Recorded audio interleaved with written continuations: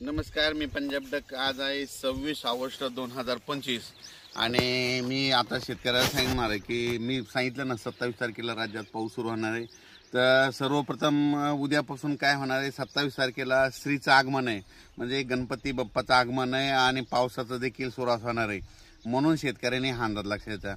राज्यातल्या शेतकऱ्याला सांगू इच्छितो की तुम्ही काय करा, म्हणजे आता ना जो म्हणजे आज आणि उद्याचे दिवस तुम्हाला ना शेतामध्ये फवारणी करायला वेळ भेटेल, दुपारपर्यंत ऊन भेटेल, त्याच्यामध्ये तुम्ही फवारणीची खताची कामे करून घ्या. कारण की राज्यामध्ये 27 पासून ते गणपतीचं आगमन म्हणजे गणपती बाप्पाचं आगमन पासून ते विसर्जनापर्यंत राज्यात सांगायचं झालं तर पाऊस जास्त कुठं पडणार आहे, वर्धा, नागपूर, भंडारा, गोंदिया, चंद्रपूर, यवतमाळ, नांदेड, हिंगोली, त्याच्यानंतर परभणी, त्याच्यानंतर बीड जिल्हा, लातूर जिल्हा, जालना जिल्हा, संभाजीनगर, बुलढाणा जिल्हा, अकोला, अमरावती, हिंगोली, वाशिम, म्हणजे गणपती आपलं श्रीचं आगमनपासून ते 5 तारखेपर्यंत विसर्जनापर्यंत ह्या पट्ट्यामध्ये दररोज वेगवेगळ्या भागात दररोज पाऊस सुरू राहणार आहे. म्हणून हा अंदाज लक्षात घ्यायचा. आणि राज्यातल्या शेतकऱ्याला सांगू इच्छितो की राज्यात देखील इतर भागात देखील म्हणजे पुणे म्हणजे कोकण पट्टीपासून ते मुंबई, इगतपुरी, नाशिक तिकडला देखील ह्यामध्ये उद्यापासून 28 पासून पाऊस वाढणार आहे. श्रीचं आगमन होणार आहे आणि तिकडला पाऊस वाढणार आहे.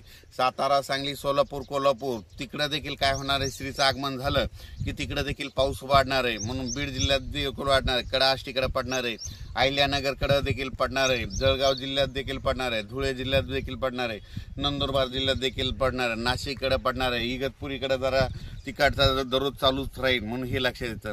पण त्याच्या व्यतिरिक्त तुम्हाला एक सांगू इच्छितो की राज्यात म्हणजे पूर्व विदर्भ, पश्चिम विदर्भ, मराठवाड्यामध्ये आता हे श्रीचं आगमन उद्यापासून, तसं तर आजच नांदेड जिल्ह्यातून आजच पावसाला सुरुवात होईल. नांदेड, धर्माबाद, बिलोली, नायगाव, यवतमाळ म्हणजे इकडून अशी सुरुवात होईल अहमदपूर, लातूर. तर ते काय होणार आहे तुम्हाला सांगतो, आजपासून ते 5 तारखेपर्यंत दररोज मराठवाड्यात, पूर्व विदर्भ, पश्चिम विदर्भ, मराठवाड्यात ते 7 जिल्हे आणि त्याच्यानंतर 11 जिल्हे, 16-17 जिल्ह्यात मग आता हे पाऊस जास्त राहणार आहे. मात्र सर्व दूर राज्यभर नाही राहणार, पण जास्त पाऊस विदर्भाचे 11 जिल्हे आणि मराठवाड्याचे 7-8 जिल्हे आणि त्याच्यानंतर अहिल्यानगर, सोलापूर, धाराशिव ह्या पट्ट्यामध्ये ह्या जरा जास्त पडणार आहे. त्याच्यानंतर काय होणार आहे, हे 6, 5, 11, 13, 14, 15 झाले. त्याच्यानंतर नंदुरबार जिल्हा, धुळे जिल्हा, जळगाव जिल्हा, नाशिक जिल्हा आणि मुंबई ह्या पट्ट्यांमध्ये ह्या भागात देखील ह्या जिल्ह्यात जास्त पाऊस राहणार आहे. फक्त काय होणार, थोडा पश्चिम महाराष्ट्राकडे थोडा पाऊस कमी राहील.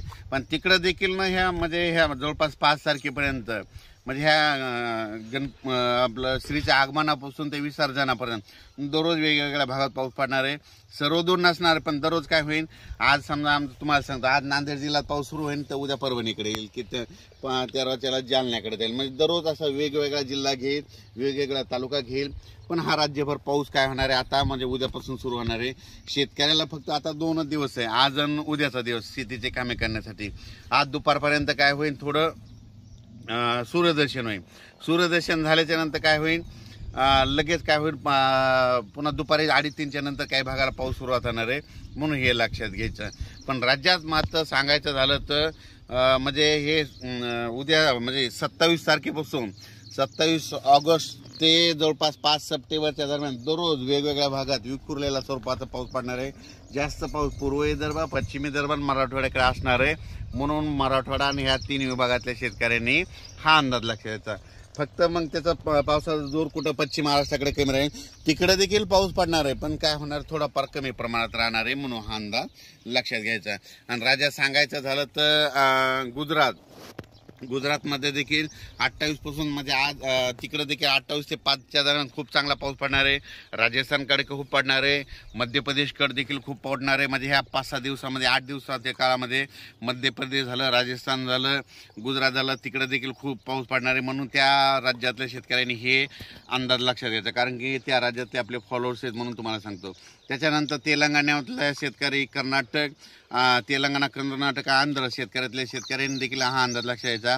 म्हणजे 28 तारखेपासून तर 5 सप्टेंबरच्या दरम्यान तुमच्या देखील भागामध्ये दररोज विखुरलेल्या स्वरूपाचा भाग बदलत म्हणजे कर्नाटक, आंध्र प्रदेश और तमिलनाडु के अंदरूनी इलाके में भी कई जगहों पे भारी से भारी बारिश होगी या कई जगहों पे छींटे गिरने की संभावना है. म्हणजे कई जगहों में ज़्यादा बारिश होने वाली है. कर्नाटक, तेलंगणा स्टेट में.